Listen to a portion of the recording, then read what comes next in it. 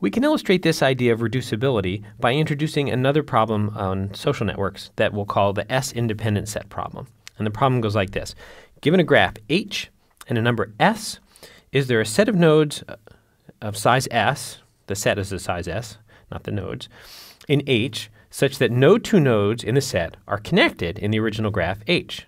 In some sense, they're independent of each other. You can think of this as the find the strangers problem, right? So they need to be in the social network together, but none of them know each other. So for example, if we look in this graph H for an independent set of size 3, we notice that there's at least this triple, sort of this set of nodes where none of the pairs know each other. We can't make it any bigger than this, at least including those 3 nodes, because every other of the nodes that we didn't include is connected to at least one of these guys.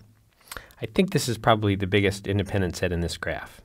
All right, so now what we're going to try to do is reduce this problem to k-clique, or more concretely, show how a polynomial time solution to k-clique solves the S-independent set problem.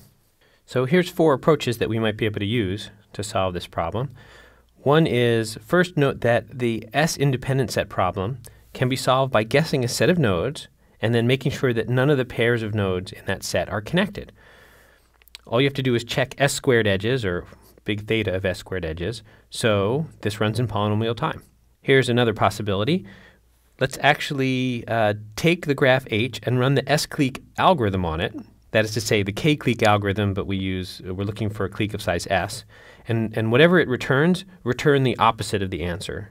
The idea being that if a graph has a very big clique in it, there's lots of nodes that are densely connected, then it's unlikely to have a large independent set. All right, here's another approach. Let's take the graph H and build a new graph G that is the complement of H. That is to say, every place there's an edge in H, there's no edge in G. Every place there's no edge in H, there is an edge in G. Then we run the S-clique algorithm, the k-clique algorithm, looking for a clique of size S on this new graph G, and whatever answer it gives, just return the opposite. So if it says that there's an S-clique in G, return false, and if it says there's no S-clique in G, then return true. And this last option is the reverse of that. So you build the complement graph, you look for a size S-clique in that graph, and if there is one, say yes, and if there isn't one, say no. So think about these a little bit.